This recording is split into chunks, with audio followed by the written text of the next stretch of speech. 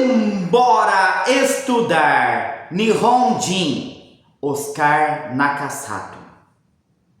Este é um livro que, o quanto você gosta de um livro, tem muito a ver com como ele mexe com você, com as suas vivências, com as suas experiências. E este é um livro que mexeu bastante comigo, é um livro de 2011. E é daqueles livros que você fica pensando, como que eu não li este livro antes? Mesma coisa eu disse quando eu li Corações Sujos, do Fernando Moraes, porque este livro ele tem muita ligação com Corações Sujos. Então já fica aí a indicação do Corações Sujos para vocês, tá? E vamos aqui ao Nihonjin. Nihonjin significa japonês, aquele que nasce no Japão. Como eu falei anteriormente, ele tem muitas coisas, né?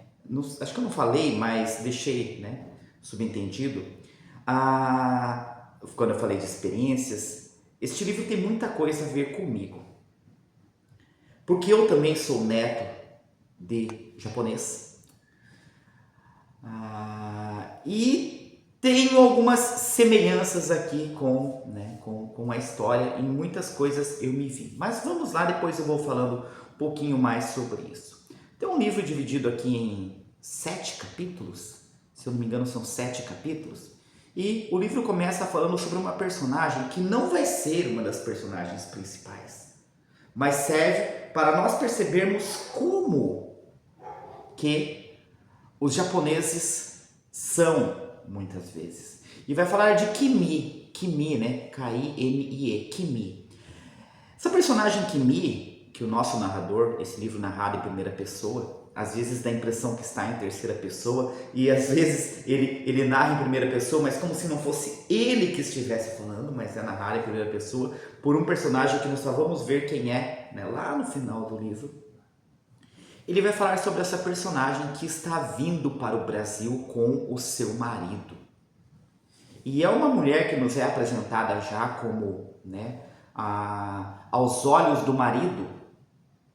E esse marido dela vai estar até o final do romance, que o nosso narrador aqui já chama de Oji-chan desde o início. Então nós já sabemos que ele está falando do avô dele, ele falando do seu Oji-chan. E nós já sabemos também que Kimi foi casada com o Oji-chan. Nós ficamos pensando, não é a avó dele? Não, não é a avó dele. Mas ele vai falar dessa Kimi. E como que o avô dele via essa mulher, essa Kimi, que veio com ele do Japão, né, num navio? Como uma mulher medrosa, uma mulher fraca, uma mulher que não servia para o trabalho duro na lavoura. E eles vieram para o Japão, vieram para o Brasil, né, vieram do Japão para o Brasil, cheios de sonhos.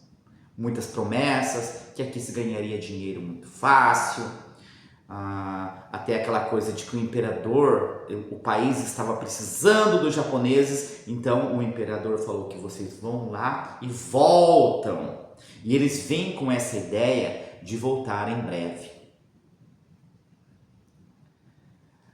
Quando eles chegam do Brasil, vem uma grande surpresa para eles. Porque já de cara eles percebem que não é nada daquilo. Eles são levados a uma fazenda de café.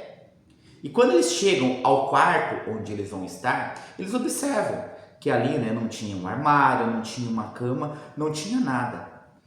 E a dificuldade no idioma, porque o capataz da fazenda não fala japonês. Eles não falam português. E o capataz dá a entender a eles que se eles quiserem, eles podem fabricar os colchões deles. Então, para isso, eles precisavam ir lá debulhar 30 espigas de milho, né, para ganhar aquela palha para fabricarem os seus próprios colchões. E eles vão lá e já no primeiro dia não são acostumados com aquele trabalho, né, o trabalho braçal ali. Quem já debulhou milho sabe como é difícil debulhar milho, né? Você fica com a mão toda esfolada ali, para quem não é acostumado. Eles já acabam com a mão ali no primeiro dia. E aí já vem algo que eu vou adiantar para vocês, porque eu também conheço bastante os japoneses, porque eu já morei no Japão, já trabalhei no Japão, já fui como dekasegi para o Japão, já trabalhei no Japão. E nós, às vezes, aqui no Brasil, temos uma impressão de que nós somos preguiçosos e o japonês é trabalhador. E eu vou dizer para vocês que isso é um mito. Porque quando nós vamos para o Japão trabalhar, nós brasileiros, nós fazemos o trabalho lá de 2, 3 japoneses muitas vezes. Eu me recordo na fábrica em que eu trabalhava, quando um brasileiro faltava no trabalho por doença, por algum motivo, tinham que colocar 2 ou 3 japoneses para substituir um brasileiro. Então, nós somos trabalhadores. E nesse meio em que eles vieram morar aqui, haviam também os italianos e haviam os negros, né, que haviam sido escravizados e agora eram libertos e trabalhavam ali nas fazendas. E eles já estranhavam um pouco aquilo, por quê? Porque os italianos, eles trabalhavam e cantavam para ir trabalhar e voltavam muito felizes. À noite eles se juntavam no terreiro, comiam batata doce, né? Comiam bolos, bebiam vinho, cantavam e ficavam dançando, era uma alegria só. E os japoneses calados. E o Hideo é o nome do avô, do nosso narrador aqui, e o Hideo ficava observando aquilo. E a Kimi, a japonesa, ela observava, mas ela não tinha esse preconceito igual o Hideo tem. O Hideo já chega no Brasil com aquela mentalidade, né, de que eles são superiores. Os japoneses são superiores aos demais, principalmente aos pretos. Há um preconceito muito grande da parte do Hideo, principalmente com os pretos. Uma das mulheres negras que morava ali, a Maria, ela tentou fazer amizade com a Kimi. Um dia ela foi bater a porta, o marido falou: não, você não vai falar com esse tipo de gente porque eles são inferiores a nós. Depois a Kimi, disfarçada do marido, vai lá, leva um repolho para ela, né, tentando ali fazer uma amizade, não se mostrar, e ele diz, quando ela volta, ele fala para ela: não lhe disse para não se meter com eles? Não lhe disse que eram gente ignorante, que poderiam ser perigosos? E a Kimi fala para ele: Kimi quase não tinha voz, era uma mulher baixinha e quase não tinha voz. É a condição de muitas mulheres no Japão. Tá? Então, como eu falei, estive no Japão e a gente vê que o machismo lá é muito forte. É um machismo diferente aqui do Brasil, né? Parece ser pior, a mulher realmente não tem voz lá, tá? Principalmente com os mais velhos, e Kimi dificilmente abria a boca para falar. Aí a Kimi responde, né? Não são trabalhadores como nós. Então, para ela, eles eram trabalhadores como eles, para o marido eles eram seres inferiores. E aqui tudo era diferente. Um dia que Kimi estava lá com uma coceira no pé, que aquilo coçava e não conseguia descobrir o que era, a Maria se aproximou. A Maria, né, se aproximou e queria ajudá-la. Ele não deixou. E aí uma das italianas ele deixou. Foi lá com uma agulha e tirou, era um bicho de pé que ela tinha. Tá? Bicho de pé. Alguns lugares do Brasil chamam de pulga de bicho, eu conheço por bicho de pé. Já ouvi falar pulga de bicho também? Acho que quando eu morei em Minas, se eu não me engano, falava pulga de bicho? Não me recordo, mas em algum lugar eu já ouvi falar pulga de bicho. Em algum lugar do Brasil fala-se pulga de bicho. Mas aqui em São Paulo, Paraná, fala-se bicho de pé. Não falei ainda, junto com eles, do Japão, veio um rapaz solteiro chamado Jintaro, com J, Jintaro. E esse Jintaro, por que ele vem junto? Porque no Brasil, quando eles cediam as casas dos fazendeiros, eles diziam que tinham que morar pelo menos 3 pessoas para eles darem uma casa. Então o Jintaro sozinho não conseguiria e os 2 também não. Então o Jintaro acaba ali, né, indo morar com eles. Jintaro era um cara mais sensível e o Hideo já era um cara muito bruto, muito bruto. E o livro narra bastante a situação da Kimi. Deixa eu ler um trecho para vocês aqui, como que era no momento da janta deles. Kimi observava os 2 homens comendo, o marido e o Jintaro, né? o Hideo e o Jintaro. que me observava os dois homens comendo, e quando algum prato ficava vazio, pegava-o e o enchia novamente, até que Jintaro avisou: já chega, obrigado. Depois que deu: já chega. Então era a sua vez de comer, ou seja, ela só ia comer depois que ela alimentava os outros, se tivesse comida. Essa era a situação. E ela ouvia insultos do marido, o marido falar na cara dela que ele nunca tinha visto uma mulher tão mole. Tá? Chega a ser assim, de eu imaginar, né, algo... Cara, e às vezes eu agradeço muito, porque o meu avô, que era japonês, que se casou com uma mulher brasileira, meu avô não seguiu essa tradição, meu avô... Ele dos irmãos, ele foi o único, né, eles eram 6 irmãos, mas ele foi o único que se casou com uma brasileira. Os demais se casaram com japonesas, né, pessoas que vieram ali, né, só tinham ascendência japonesa. E era incrível a diferença. A minha avó, Dona Ambrosina Muniz, a minha avó, ela tinha a mesma fala do meu avô, enquanto as mulheres era quando se reunia a família, enquanto as mulheres dos irmãos do meu avô, né, tio-avô, meu tio-avô, meus tios-avós, avós, as mulheres estavam ali para servir os homens, e minha avó não aceitava isso. A minha avó se sentava na mesa, as outras mulheres ficavam, sabe? Estranho isso, né? Muito estranho. A nossa cultura não pelo menos eu não admito isso. Kimi era tratada daquela forma pelo marido, e só que ela tinha, né, a cultura japonesa ensinava isso, que ela devia ao marido a obediência, respeito.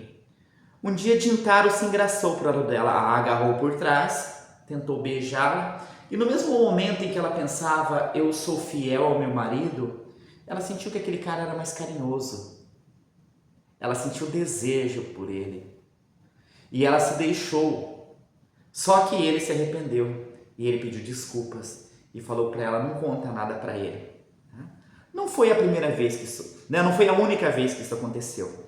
Novamente no futuro acontece, eles acabam transando, né? Então, e ela fica até feliz, né? Vou ler aqui um trechinho para vocês. Mas logo sentiu feliz que o peso de Jintaro, vocês entendem, né? Que o peso de Jintaro não lhe pesava, que ele se colocava suavemente sobre o seu corpo, que o seu tamanho, por fim, se ajustava a ela.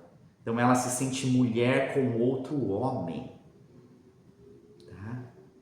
E era algo que a gente ouvia muito, né? Eu sempre ouvi muito que os maridos japoneses não são carinhosos com suas mulheres, são brutos. E algo que desde o início do livro, né, desde o início lá do romance fala, é sobre a Kimi esperar a neve. Ela sempre achava que ia nevar no Brasil e ela ficava ali esperando aquela neve. Às vezes ela ficava ali observando, e o Jintaro foi o que... O marido era bruto, né? Então um dia ela falou, estou vendo a neve. O Jintaro chega e fala, Kimi-chan, é muito bonito o cafezal coberto pela neve. E o Kimi-chan perguntou o que ela via. Ela fala, eu vejo os meus irmãos brincando. Às vezes eles aparecem atrás de um pé de café, mas logo surgem novamente. E a Kimi-chan morre, e a morte dela é muito poético. A neve cobria a terra. Saiu, correu até o cafezal, correu entre os pés de café, sentindo a neve cair sobre a sua cabeça, sobre os seus ombros. Correu durante muito tempo, estrela do espetáculo, abrindo os braços, ela que sempre preferia ficar na janela. Finalmente, quando se cansou, sentou-se na terra fria. A morte chegou lentamente. Há quanto tempo morria? Tranquila, congelada pela neve, congelada pelo sol. Então, assim foi a morte dela, tranquila. Logo depois que ela morre, Jintaro vai embora, ele não quer ficar ali, só que antes dele ir embora, ele vai fazer os seus acertos com esqueci o nome, com o Hideo, e o Hideo passa a perna nele, né? O livro dá a entender que ele passa a perna nele, cobra mas ele abandona e vai embora. Ele vai embora. E ele fica sozinho. Como ele não poderia ocupar uma casa sozinho, ele vai passar a morar com uma outra família. E ele vai trabalhar naquela outra família. Aquela família tem uma mulher chamada Shizu. Shizu, tá? Shizu. S-H-I-Z-U-E. Shizu. E ele percebe que Shizu era rápida para trabalhar, Shizu era forte.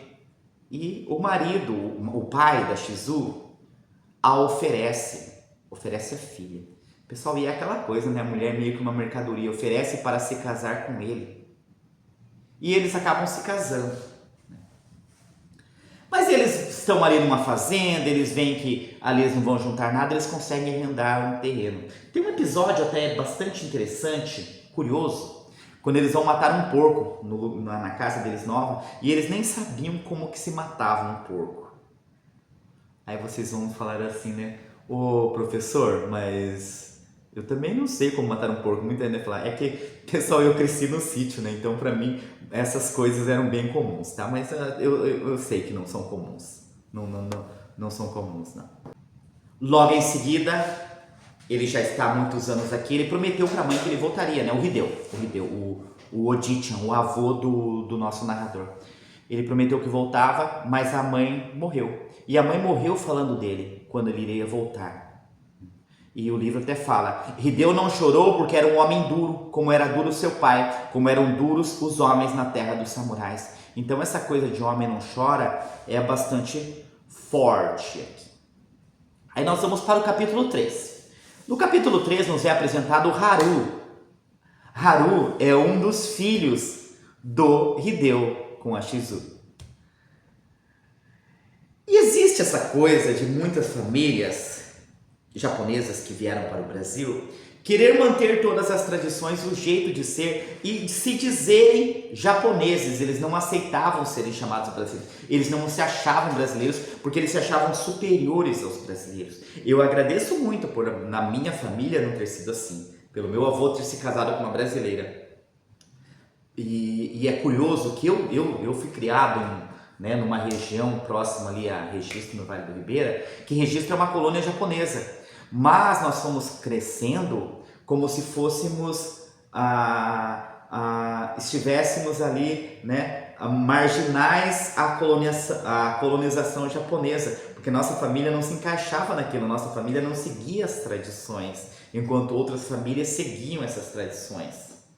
Desde criança eu aprendi a gostar de futebol, de soltar pipa, de brincadeiras, de brincadeiras mais ligadas a brasileiros. Enquanto que outros iam fazer judô, iam jogar beisebol. Eu não tive isso.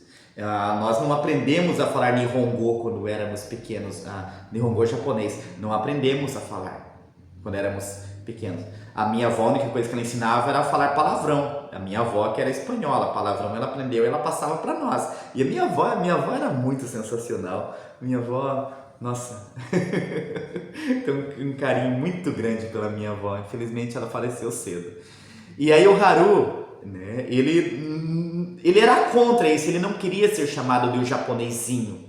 Ele ia para a escola e ele queria ser como os brasileiros, como o italiano. Ele queria estar integrado.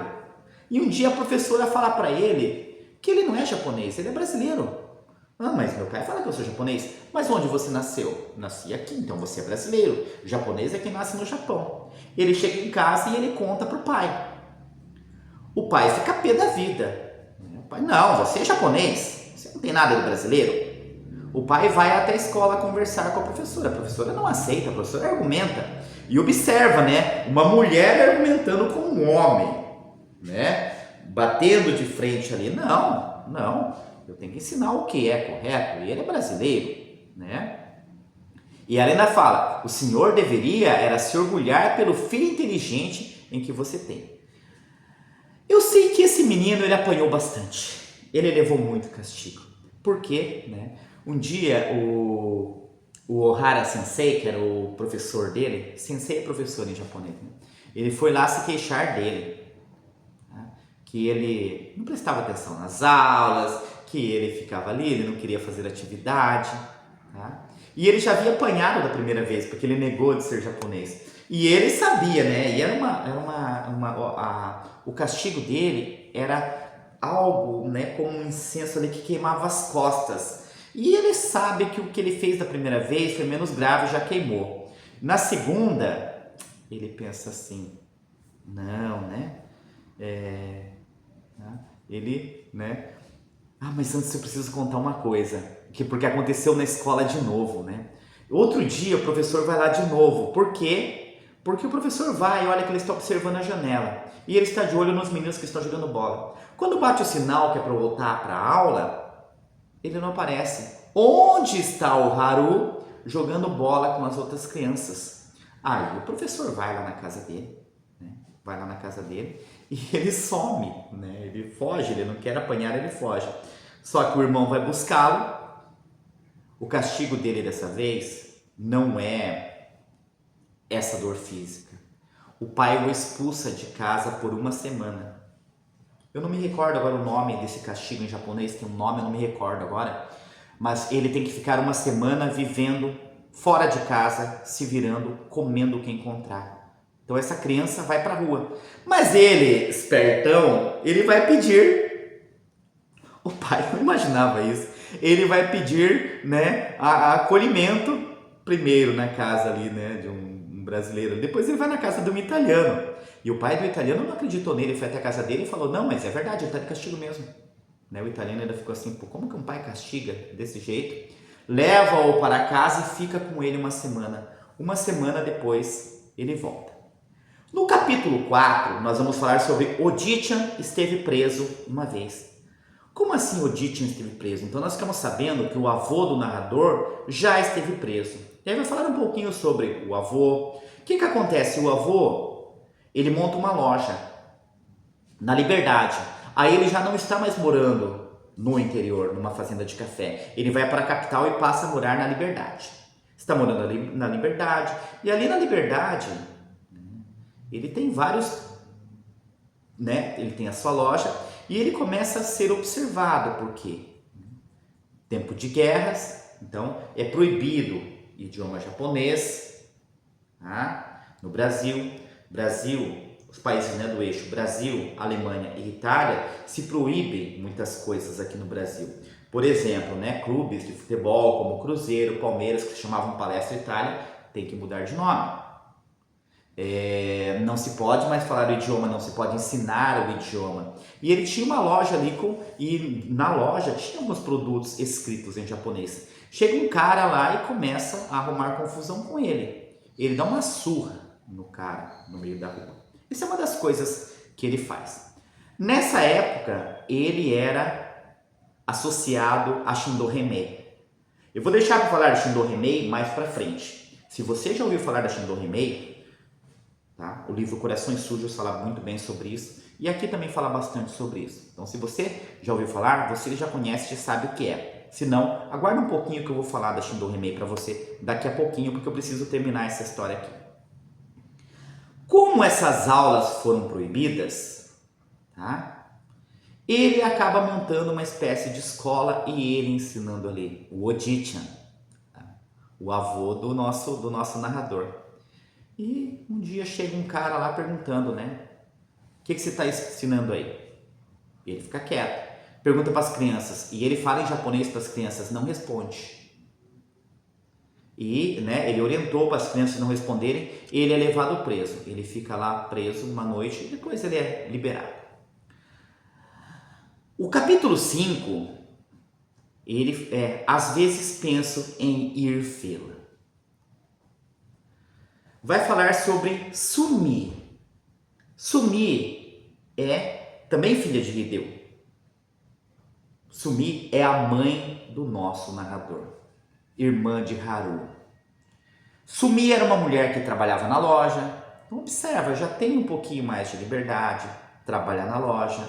E ele começa falando de Sumi assim: antes de ser minha mãe, mãe de meus irmãos, antes de ser esposa de meu pai, era Sumi. Era filha de Odichan e de Obachan, irmã carinhosa e dedicada de meus tios e minha tia. Então era uma mulher dedicada que trabalhava ali na loja.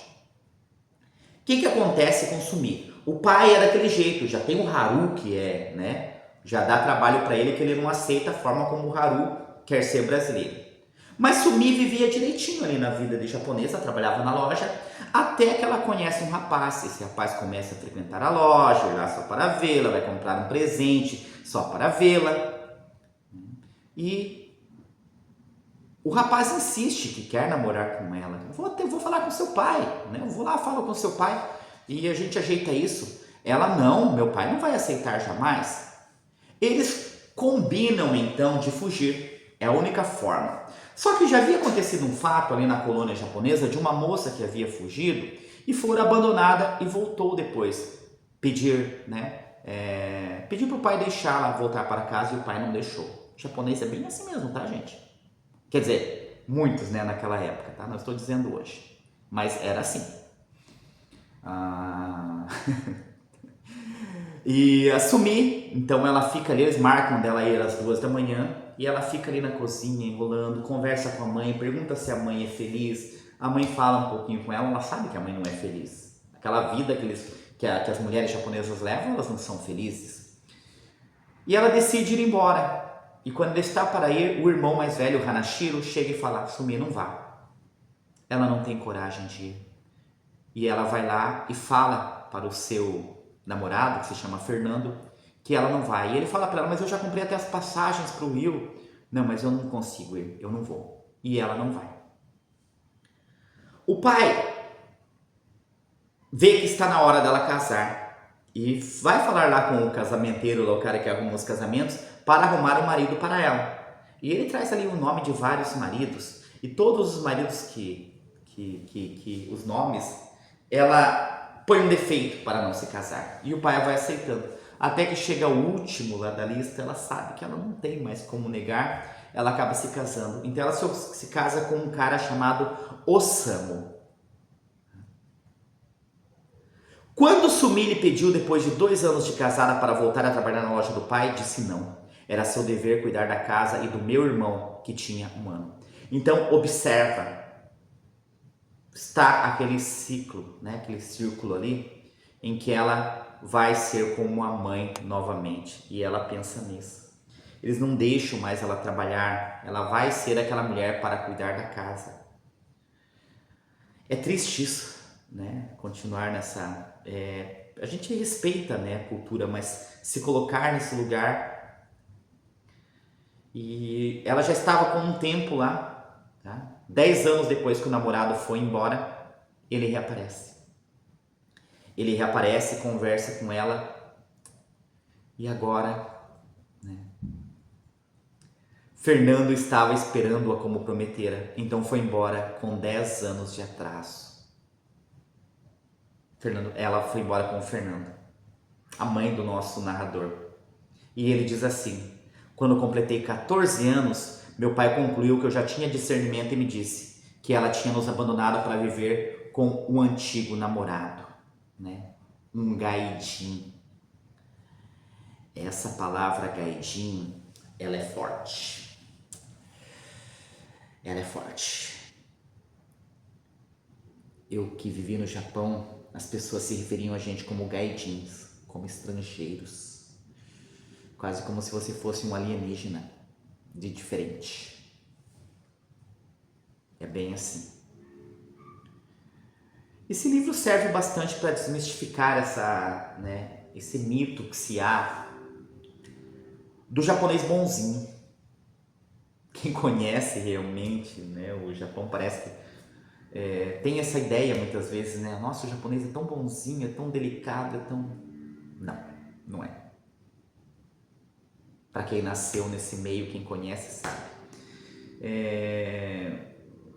Alguns ainda tentam passar um pano, mas não. Eu vejo que os jovens hoje estão mudando. Os jovens hoje estão mais carinhosos. Por exemplo, algo que a gente não via, pelo menos no Japão, né? Eu voltei do Japão já faz muitos anos, já faz, né, 2 décadas, quase. A gente não via no Japão casais de mãos dadas, né? Não via troca de carinhos. Hoje diz que já acontece isso, né? Então, passado um tempo, a mãe retorna, porque o marido dela morreu, ela retorna, né? E ela vai lá procurar os filhos. O marido fala, né? O Osamu, o pai do nosso narrador, fala: eu não vou perdoar você, eu não consigo perdoar você. E ela fala para ele: eu não vim aqui para pedir perdão, eu vim para ver os meus filhos. Tá? Ele pergunta: por que voltou então? Ela explicou que não desejava voltar a ser sua esposa, voltar a morar naquela casa, pois não poderia, não conseguiria. Voltara para rever os seus filhos. Então ela sentiu saudade dos filhos. E ele joga na cara dela, né? Como que os filhos poderiam ser felizes sem ela. Saindo de lá, ela vai para a casa dos pais, a casa do Oditya, né? O avô do nosso narrador. E ela bate lá, chama, ninguém atende. Ela joga um papel por baixo da porta. A mãe doida, né? A Shizu, a mãe doida para ir lá, mas falar com a Sumi, mas o pai não deixa. E a mulher não tem voz. O que ele faz? Rasga o papel. Ela pergunta o que era e fala que era o endereço dela. Ele rasga e queima para ninguém ter o endereço dela, porque para ele era uma filha que está morta. Capítulo 6 é talvez o mais importante do livro. É onde eu realmente vi o propósito deste livro. Né? É uma narrativa que até aqui é gostosa, mas aqui você fala, caracas, lave a sua garganta, traidor. Essa era uma frase dita pela Shindo Hemei. Então vamos falar um pouquinho sobre a Shindo Hemei agora. Confesso a vocês que eu não tenho memória de ouvir falar na colônia japonesa, onde eu morei, família. Nunca ouvi falar de Shindo Hemei, pelo menos não nesse nome, pelo menos não sobre isso. Como eu falei, a gente vivia mais com os brasileiros do que com os japoneses, né? Então também pode ser isso.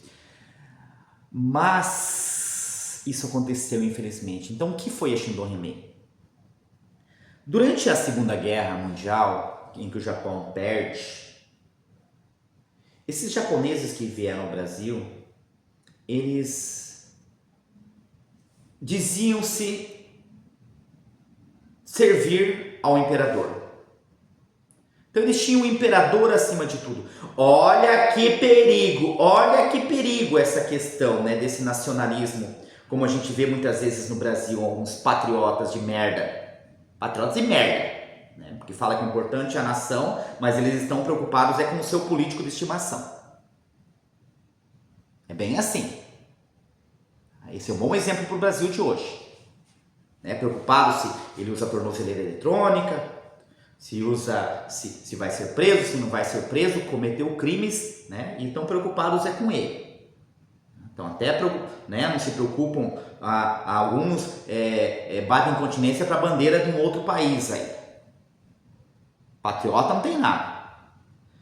E é mais ou menos como esses japoneses não era o país, eles deverem obediência ao imperador. Então eles achavam que eles iriam para cá e eles iriam voltar para lá. E o que o imperador falasse é lei para eles. Muito japonês. O Japão perde a guerra. O imperador ele tem uma carta que é divulgada dele, uma carta de rendição. Né? O Japão se rende. E essa carta, os japoneses da Shindo Hemei, se espalha pelo Brasil isso, eles não aceitam isso. Como? O imperador está dizendo na carta que ele é um ser humano comum, ele é uma divindade, divindade não se rende. Ele é imortal. Bem assim. Mais ou menos isso. Então eles não querem aceitar isso. E isso se espalha. E se espalha inclusive uma ideia de que o imperador ia mandar buscar esses japoneses aqui para voltarem para a Ásia. Eles iam ter um lugar lá porque eles são obedientes ao imperador. Bem isso. E eles são capazes de matar pelo imperador. E muitos japoneses, eles tinham a consciência. Não, o Japão perdeu a guerra realmente. E esses japoneses que tinham essa consciência, eles eram perseguidos. O livro Corações Sujos, que eu já citei aqui, leiam, fala sobre isso. Aliás, esse livro é do Fernando Moraes, os melhores jornalistas desse país, autor de Olga, né? Chateau, entre outros livros. Um cara assim que tem uma visão de mundo maravilhosa, tá? O Fernando Moraes. O que eu tava falando mesmo? Do Fernando Moraes, antes do Fernando Moraes? Perdi aqui. Professor, puxa o fiozinho aí. Da Shindo Remei. Essa é uma história que estava meio esquecida até o Corações Sujos sair em 2000, 2001, acho que o Corações Sujos é de 2001, se eu não me engano, acho que é 2000. Acho que ele ganhou o Jabuti em 2001. E esse livro aqui também ganhou o Jabuti. O Nihonjin também ganhou o Jabuti, acho que em 2011, 2012, por aí. De novo eu me perdi. O Fernando Moraes, conforme os estudos do Fernando Moraes, 23 pessoas foram mortas pela Shindo Remei. Eles fizeram horror pelo interior, principalmente pelo interior e na capital de São Paulo, mas bastante no interior. E muitas foram feridas. Como que a Shindo Remei agia? Então ela tinha os seus inimigos, ela mandava alguns caras jovens, geralmente, levava a bandeira do Japão dobrada e levava uma faca, seppuku, né, chama aquela faca, uma adaga, e uma carta de suicídio da pessoa. A pessoa admitindo o seu erro e assinando, e a pessoa tinha que se suicidar para receber o perdão do imperador. Então por isso que ele fala, né, lavar o sangue de sua garganta. Por isso, aliás, lavar o sangue de sua garganta não, lavar a garganta, né, lavar a garganta. Ele ia se matar.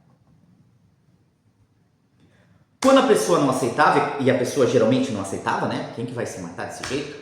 Se ele não, se ele já faz isso é porque ele não acredita que o imperador é supremo, nada disso. Eles matavam. E esses caras acabavam de se matar, eles iam na delegacia geralmente e se entregavam. Eu matei fulano por isso não tem nada a ver com vocês. Matei por isso, porque eu devo, né? Eu respondo pelo meu país, lá pelo Japão. Essas pessoas, elas foram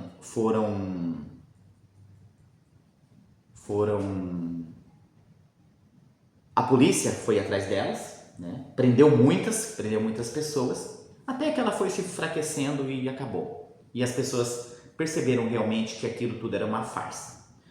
Foi uma das grandes fake news do Brasil e tem gente hoje que acredita em tudo quanto é fake news. Tem gente que acredita em mamadeira de piroca, tem gente que acredita em tanta besteira. Nossa, é comparado a esses daqui, tá? Que acreditavam, os da Shindo Remei. O filho, né? O Hideo? Não, o Hideo é o pai. O Haru, o filho do Hideo, né? O tio do nosso narrador aqui, ele escreve um artigo. E esse artigo é publicado. E ele vai falar, né, que a tristeza dele, que os japoneses, né, não estão aceitando. Ele fala a verdade num artigo no jornal. E quando ele chega em casa, ele vê pichado lá: lave a sua garganta. Ele sabe que ele vai ser morto. A Shindo Remei está de olho nele. E ele ainda comenta: só espero que o Tochan, o pai, não tenha nada a ver com isso. E ele fica com medo e a esposa dele está ali. A esposa dele também não é criada dessa forma como ele. Mas ele já fala que é a Shindo Remei que está por trás disso. E eles resolvem então que ele tem que sair dali, senão ele vai ser morto. Eles inventam uma mentira, ele com a esposa, que ele foi para o Rio de Janeiro, né? Que ele está fugindo ali dos Katigumis. São Katigumis os que perseguem. Eles têm o nome de Katigumis. Eles estão fugindo dos Katigumis e ele está no estado do Rio de Janeiro, onde ele está. E o pai dele vai atrás. O Odichan vai atrás. O Hideo vai atrás. Falar com a esposa. E claro que a esposa não vai falar. A esposa sabe que ele é um deles. E a esposa fala: ele está no Rio, mas eu não tenho endereço, até pela segurança dele. Ele fala que ele sabe que isso é mentira e ele sabe onde ele está. Ele está em Bastos, eu acho que é em Bastos. Em Bastos ou em Tupã? Agora eu fiquei na dúvida. Mas é uma cidade do interior de São Paulo. E ele vai até lá, atrás do filho, porque ele sabe que o filho está lá, na casa do pai dela, do pai da esposa, na casa do sogro. E o Haru está lá trabalhando com o sogro, normal, ele fala de ir morar para lá, ele está gostando daquela vida, ele que sempre foi, né, viveu muito tempo da sua vida em São Paulo, numa cidade grande, mas ele está lá tranquilo. O pai chega, o pai fala para ele fugir, porque está a perigo. Só que quando o pai está indo de trem, o pai dele está sendo observado e o pai o leva sem querer. O livro diz que é sem querer e é uma ficção, né, gente? Pessoal, isso aqui é uma ficção. Isso não aconteceu na família dele, tá? Eu não falei isso para vocês. Isso é ficção. Ele criou um personagem. Não é a família dele. Não vão procurar elementos na família do Nakasato, do Oscar Nakasato. Não é isso. Inclusive eu tinha um irmão do meu avô, era chamado de Oscar. Ele tinha um nome japonês, né? Oscar era o nome dele brasileiro. E curiosidade, agora que eu pensei nisso, ele foi morar no Rio de Janeiro também. Curioso isso. Eu não lembro porque ele foi no Rio. Eu sei que ele foi meio fugido pra lá. Estranho isso. Pesquisar isso. Conversar com a minha mãe, ver se a minha mãe sabe de alguma coisa sobre isso. Tá? Então ele chega lá, conversa com ele. E logo que ele está lá, chegam os Machigumes. Os Machigumes chegam para matá-lo, fazem aquela coisa lá como eles fazem geralmente, que eu expliquei. Dão uma carta de rendição, a bandeira do Japão, para ele morrer com a bandeira e ele se matar. Ele não aceita, ele corre para fugir e ele é morto na varanda, né? 2 tiros dados por 2 tocotais. Tocotais eram as pessoas mais jovens, fortes, que eram contratadas exatamente para isso, para matar. E aí chegamos ao último capítulo, que é o capítulo 7. Ainda não contei aos meus amigos do grupo de estudos sobre marxismo que irei ao Japão trabalhar como operário. Então aqui o narrador se coloca como marxista, tem um grupo, né, de estudos sobre marxismo, e ele vai trabalhar no Japão como operário, ou seja, ele vai ser um dekaseki. Eu já fui um dekaseki. E o nosso personagem aqui, o narrador, ele é professor e eu sou professor. Então, lembra que eu falei para vocês que muita coisa, né, da minha vida é bastante isso. Eu não me considero marxista, mas é claro que eu sou uma pessoa de esquerda. Isso é óbvio que dá para notar isso. Mas é bem assim. E ele está ali naquela, né, de contar para as pessoas que ele vai para o Japão.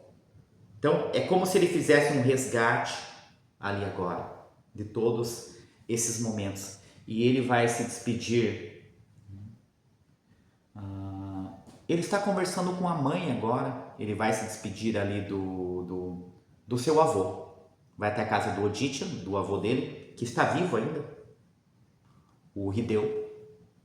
Chegando lá, ele fala que a tia dele é horrível, faz um café horrível, a esposa do tio Hanashiro. E ele fica aguardando e ele vai conversar com o seu avô. E ele tem uma conversa com o seu avô e o seu avô se mostra, aquela coisa do envelhecer, né? Ela se mostra ali uma pessoa mais carinhosa na velhice. E ele conversa sobre a mãe dele com o avô. E ele, pela primeira vez, ele fala: Haru era um bom menino. Depois fez uma pausa e prosseguiu. Disse que gostaria de ter tido tempo para lhe dizer isso. O filho morreu ali na frente dele. Ele admite, né, que tinha medo do que acontecia. E tinha medo, na verdade ele meio que sabia que o Haru estava certo, mas ele tinha que seguir aquilo dele ser um japonês. Então eles foram pessoas que foram para lá, aliás, que foram para lá não, que vieram de lá para cá, do Japão para cá, pensando em retornar, não conseguiram retornar. E o neto vai contar para ele que vai para o Japão, e a preocupação dele é essa agora. Você não volta. O neto fala: não, nós voltamos. Hoje é tudo diferente, nós voltamos. E eu penso nisso também, porque eu também fui e eu voltei. A gente não consegue viver. Eu, pelo menos, não consigo viver. Tenho 2 irmãos que moram no Japão há muitos anos. Eles conseguem viver, eu já não consigo viver. Não é a minha terra, não é a minha cultura. É legal, foi legal viver lá, mas não é o que eu queria para minha vida. E eu digo que eu sou muito mais feliz aqui trabalhando como professor, ganhando bem menos, mas eu sinto o meu trabalho sendo feito. Muito mais gratificante para mim isso. E essa conversa é legal no final. Eles estão conversando, até que ele fala sobre a avó. Ele diz que quando a mulher morreu, ela estava lá. Antes ele fala, né, da mãe.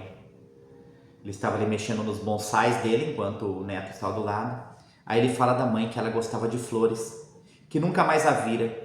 E eu estranhei que estivesse falando assim. E ele fala que ele lembrava da mãe dele, né, da filha dele, todos os dias. E aí ele vai contar que a Obachan, a esposa dele, né, Obachan, a avó, né, Obachan do nosso narrador, antes de morrer quis ver a filha. E ela falava da filha quando a filha era jovem, né? Ela se lembrava da filha quando era jovem.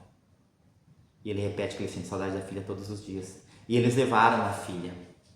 Ela foi se despedir da avó, da mãe, né? Da avó dele. Isso mexe um pouquinho com a gente, né?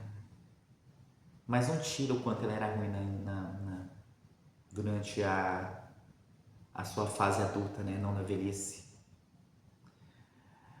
As pessoas costumam ver aquelas coisas do velho bonzinho, né? Depois que fica velho, todo mundo fica bonzinho. Mas acho que fica mais sensível a pessoa. E eles estão conversando ali, né? E o livro termina assim. Por fim rompi o silêncio. Eu sei onde ela mora. E o avô responde para ele. Eu também sei. Então observa como ele está se preocupando com a filha. Só que ele quer ser durão. Mas ali naquele momento é um único momento em que ele se permite ser menos duro.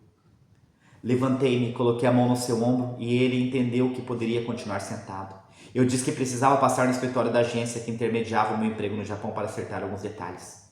Não falei do cigarro, do café. Disse sayonara e segui em direção ao portão. Então ele vai e nos deixa essa história maravilhosa para nós pensarmos. O que faz, né? O que muda a vida de pessoas, terem pessoas que pensam dessa forma, né? O que essa patriotismo entre aspas, faz com as pessoas? É para pensar. É para pensar. Eu acho que eu falei, né, bastante sobre enquanto eu resumi aqui, eu fiz uma análise aí para vocês e falei alguns pontos. Mas esse livro é muito bom. Esse livro é muito bom. Leiam. Se você não leu ainda, né, era para eu ter falado lá no início. Leiam o livro porque ele é muito bom. Principalmente para quem é aí descendente de japoneses, né? No caso, eu sou um sansei, para quem é Nisei, para quem é sansei, para quem é Yonsei, para quem é não sei, brincando, né? Tô brincando apenas. Leiam, que esse é um livro maravilhoso. Pessoal, se você chegou até o final aqui é porque valeu a pena, então deixa o seu like aí. Se inscreve no canal se você não é inscrito aqui no canal do Professor Sid Clay. Compartilha o vídeo, comenta aí o que você achou deste e de outros vídeos meus aí. Eu espero que vocês realmente tenham gostado. Por hoje é isso e simbora estudar!